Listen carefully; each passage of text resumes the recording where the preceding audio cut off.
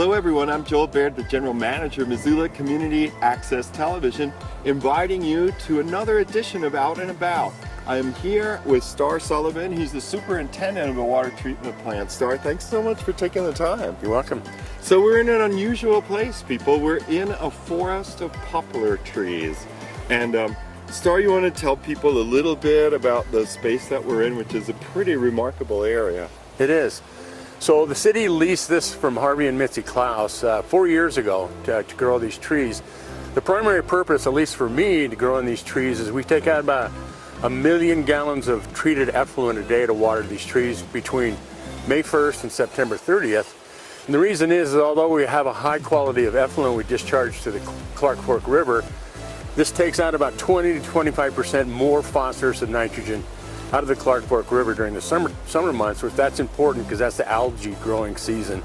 That's what I like. And this is a very economical way to keep nutrients like phosphorus and nitrogen out of the Clark Fork River and then put it to beneficial reuse. Yeah, and so we're in a stand of over, by now you figure there's over 100,000 poplar trees here. About 180 acres, 100,000 trees roughly. That's amazing. And guess what, folks? We're going to show you tree number 1. And it started out with some trees from Oregon? Exactly. The trees, the whips, were purchased from a company in Oregon that's a commercial company.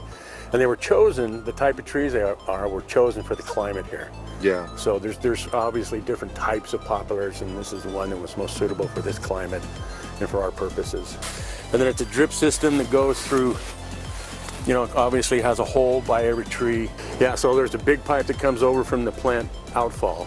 It's about a mile long. Whoa. And that's buried, or mostly buried. Yeah. And then it comes into these distribution heads and then into the drip system.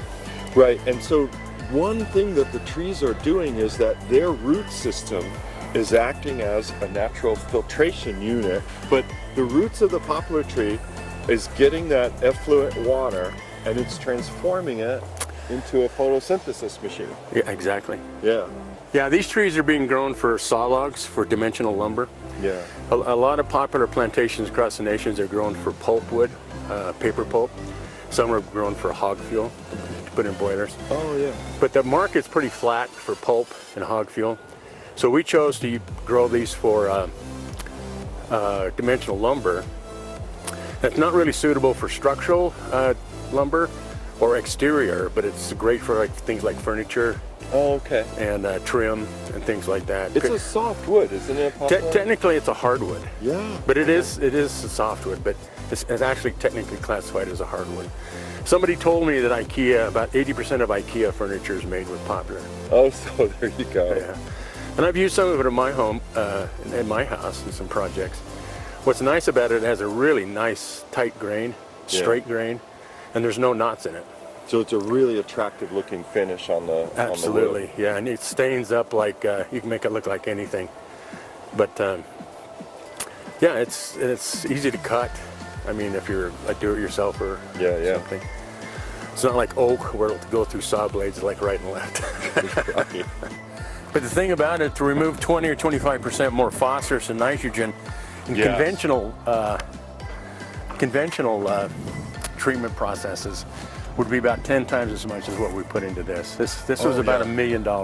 This is $1 million to create all these trees. So it will pay for itself. Yes. And it's renewable. And it's renewable. So these, what we're looking at here, are massive filters. Yes, they're sand filters. They actually don't use sand. They use ground garnet sand. Oh, yeah. It's really cool looking stuff. But the reason they use that is because it's heavier than sand, so it doesn't bleed out when you back flush these. Oh, yeah. But our effluent quality is really high. It's, you know, we clean the water up to really high levels. Like I'd mentioned, it's gray water, but you said by industry standards, this water is cleaner than the gray water. Absolutely. So that really helps. So this is filtering millions of gallons of water. Did you say you're pulling 1 million gallons a day? Over 1 million gallons a day. That's amazing. Yeah. And at that, you're reducing the amount of those super nutrients in the water that create the algae that then harm the fish and the whole ecosystem of the river, and that you're removing 20 to 30% of those unwanted water nutrients. Exactly. We discharge about 0.3 parts per million of phosphorus in our effluent, Yeah. and about 8 parts per million of nitrogen. And phosphorus is a limiting factor in the Clark Fork River. That's what really gets the algae going. Yeah. And the DEQ, the Montana Department of Environmental Quality, did a study here a few years ago and determined the only part of the Clark Fork River to improve is below our outfall. Wow, yeah. So That, you got to feel good about that. we do, actually, Yeah. we do. And it's got that element of sustainability that I think people would really appreciate, right? It's that the trees are doing the work. How fantastic. Trees work when you're asleep, That's right. for instance. That's right. No, it's very sustainable. This, like I say, we'll be, and we're going to start phasing this in. So we're probably going to start harvesting a little earlier. We'll take out a section, replant, and then market that lumber, and then replant, and then take out another section, market that, replant. Yeah. So it's very You sustainable. put the whips right back in, and the whips are going right back where their irrigation is. Right. So set them and forget them. That's right. Kinda. It's really a beautiful, peaceful kind of environment. And then there's some heavy equipment you guys use to maintain the area. Yeah. Yep. So what they do is they grow algae inside these tubes, and they grow this algae, and they got grow lights in here for the.